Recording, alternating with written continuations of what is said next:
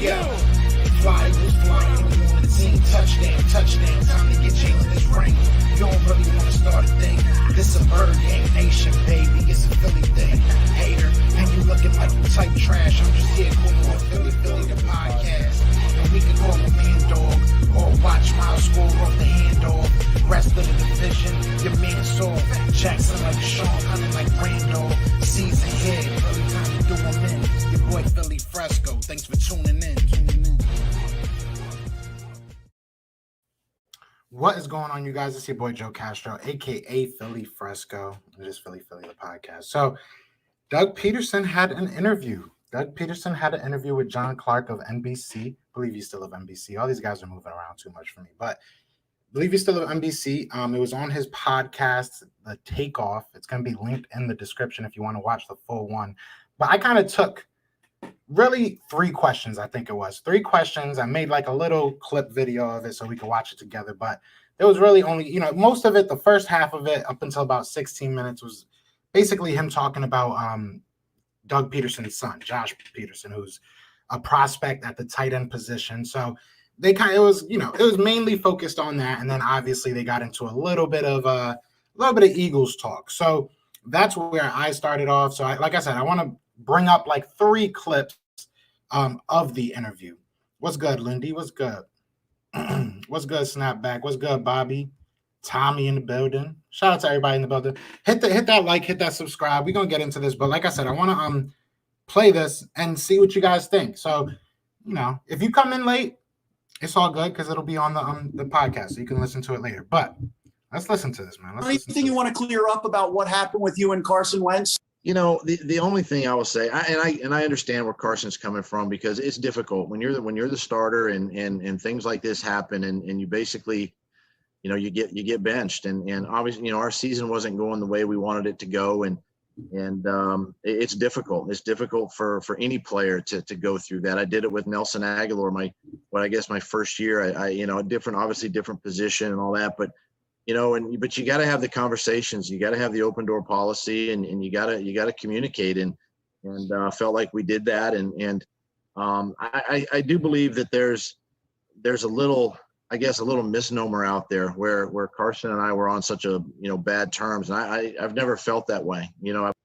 So he's saying that him and Carson were never that bad, that they were talking throughout the season. You know what I'm saying? So just to kind of give some light on some of these rumors. And it's funny that he's saying it to John Clark, because I feel like John Clark was a source of some of these rumors. So we'll keep going. We'll keep going. It felt like I was going to do the right thing, for the Philadelphia Eagles, but yet I understand, what he was feeling and what he was going through. I know there was frustration there. So, I think he can. He's got such a great. All right, so my bad. I forgot I took out some of the questions. So next he talks about Jalen Hurts. So let's go back on that a little bit. So just so everybody knows, as I was saying, we were talking about how rumors were spreading about how Doug Pederson and Carson Wentz didn't talk for weeks upon weeks. That doesn't seem to be true. Like I said, that doesn't seem to be true. So that's big. That's a big statement within itself. He didn't outright say, we were talking the whole time. But he did say that they didn't have any animosity towards each other. He did go on to say that he looks forward to, seeing him play in the Colts in Indianapolis. So, it doesn't seem like he has any hate towards him. So we'll move on to what he said. Then John Clark then asked him about, Jalen Hurts. And, even though he only had 4 games, do you think that he can basically be that guy for the future? So we'll listen to what he said. I think he can. He's got such a great, a lot like Carson, he's got such a great leadership style. Guys really gravitate to him. His work ethic is second to none. Now let's remember, there were contradicting reports, right? There were contradicting reports about what Doug Pederson wanted. They were, at first, I believe it was that he wanted to move on with Jalen Hurts. He wanted Jalen to be that guy. And then I believe in the offseason, we started to hear the opposite of that. So I want you to keep that in mind as he's talking about Jalen Hurts. And I want to ask you, do you think this is a guy that sounds like he didn't want to move on from Jalen Hurts, or he did want to move on from Jalen Hurts? And obviously a lot of this is just, a lot of it's just lip service. At the end of the day, he's got to be a professional about it. But I want to know you guys' opinion. I think the coaching staff can if they're patient with him and really teach and dial things in for him and really tailor the offense around his skill set, he's going to have success. He's a proven winner. He's been a proven winner, obviously, in college and at a couple of places that he's been. And I know he can do that in the National Football League. He's young, but yet he's eager. He's going to outwork everybody on the football team. That's just who he is. And so again, he's another young player for the Eagles that I'll follow his career but I think he'll have some success there. What if the Eagles? Now this last one is just kind of, and we're gonna play this a couple times because I know people are gonna come in and out, so I'm gonna play it a couple times and we're gonna talk about it. So the last question here is basically asking, if you never know, like John Clark says, the NFL comes at you fast, so you never know. We might end up going ahead and drafting or picking him up as an undrafted rookie. His son Josh Pederson, who is a tight end. So this is what he says to that. Were to draft or bring in your son Josh? I would tell Josh to get in Jalen Hurts' ear. Y'all heard that laugh though? Hold on. We might have to clip that laugh. That might have to be like a member thing. I don't know if you could use sounds, but I would tell Josh to get in Jalen Hurts' ear. Or bring in your son Josh. I would tell Josh to get in Jalen Hurts' ear, get into his pockets, get into everything he knows about Jalen Hurts and start throwing and catching and doing everything he can. And that'd be a great opportunity. They've had a great run there of tight ends and Zach Ertz is one of the best in the National Football League. Dallas Goedert, I know Rich Rod is there, and we've had success with tight ends, and I'd be excited for Josh wherever he ends up. But if he were back in Philly, that'd be a great opportunity, great spot for him. Now, like I said, the full interview that's only like 2 minutes. That's literally 3 questions. There's a 30-minute plus interview on his podcast, the Takeoff Podcast by John Clark. There's going to be a link in the description if you want to watch the full thing. I definitely implore you to. He said, what if Pederson was fired because he wanted to draft his son at number 6? That would be hilarious.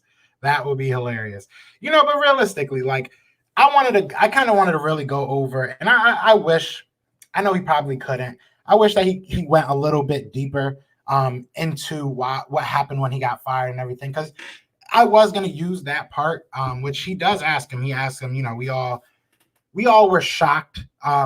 Basically John Clark said we were all shocked, but do you have closure? He didn't really ask him what happened, which I guess you can't really ask him that, but I wish I would have heard that answer. But he did say that he had closure, that he doesn't feel any type of way towards the city or anything. He would love to come back and visit, or, hopes to be welcomed back if he does come back and coach against us. So it was interesting. It was very interesting. I think that we're starting to see, we're going to start seeing this more often. A lot of rumors just getting debunked.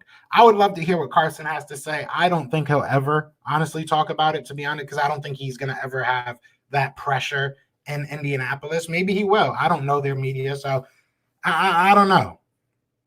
He said, I don't think there was much animosity between Carson and Doug. I feel like they just needed fresh starts in their careers. Yeah, and we go back to, so even John Clark said, and like I said, I implore you guys to go listen to it. Hopefully he doesn't make me take this down or something. But either way, he asked him, about the whole, how Jeffrey Lurie said you basically didn't deserve to get fired, but you did. How did that feel type thing? And, even he said it is what it is. It's the business. He felt good about what he did. He brought us a Super Bowl to our team. So I'm not mad at it, and I don't think he's mad at it. So, it is what it is. It's just so weird. Like, I feel like this whole situation is so weird because everything was working. Obviously we won a Super Bowl. I just don't know where it all went off the tracks. I guess we all have our own opinion on that, but it is what it is. So we're gonna run it back real quick because I know people are coming in and out. I want to clear up about what happened with you and Carson Wentz. The only thing I will say, I understand where Carson's coming from because it's difficult when you're the starter and things like this happen and you basically, you get benched and obviously our season wasn't going the way we wanted it to go. And my thing is, wasn't the whole story that he wasn't going to bench him? Like it was just like I'm going to take you out for a couple plays. So, for Doug Pederson to say like he was just outright bench. I mean, obviously hindsight is 2020, but I don't know. So, this media need to get it together. And it's difficult. It's difficult for any player to go through that. I did it with Nelson Aguilar, my first year. I obviously different position and all that, but but you got to have the conversations. You got to have the open door policy, and you got to communicate. And felt like we did that. And I do believe that there's a little misnomer out there where Carson and I were on such a bad terms, and I've never felt that way. I've always felt like I was going to do the right thing for the Philadelphia Eagles, but yet I understand what he was feeling and what he was going through. I know there was frustration there, so I think I just don't get that. That's the one thing I just don't get is if there was no animosity between both of them, like does Howie have that much power? Like that's a scary notion. That's a very scary thing to think about, that Howie has that much power that he just didn't like either of them and just shipped them both out. Because maybe they did both need just fresh starts. I don't know, but I just wanted to get this out. I wanted, to kind of get what people were thinking about it. I'll probably go live. Later tonight, I'm going to be doing the Miami Dolphins pick. So that's what's going to be happening tonight. But I might go live later. I might go live before that. I don't know. But other than that, you guys let me know what you think in the comments. What do you think about this interview? And like I said, go listen to the whole thing. I think it might be up on YouTube somewhere. So go listen to it. And tell me what you think, man. Brad White, Brooklyn, yeah, I love it. I don't care about them. Everybody gonna say that we cheated, but it is what it is. We got the dub. But with that said, what I'm saying, shout out to everybody that came in this. I know this. Usually I don't do these live. I usually just do this as a video, but I really wanted to kind of dive into it a couple times. So I hope you guys liked it. Hit that like, hit that subscribe, share it with a friend, and y'all know what it is, man. We are out here. Peace. Yeah, fly was flying on the team. Touchdown, time to get Jalen this ring. You don't really want to start a thing. This a bird gang nation, baby. It's a Philly thing. Hater, and you looking like you type trash. I'm just here calling on Philly the podcast. And we can call a man dog or watch Miles score off the hand dog. Rest of the division, your man saw Jackson like Sean, hunting like Brandon.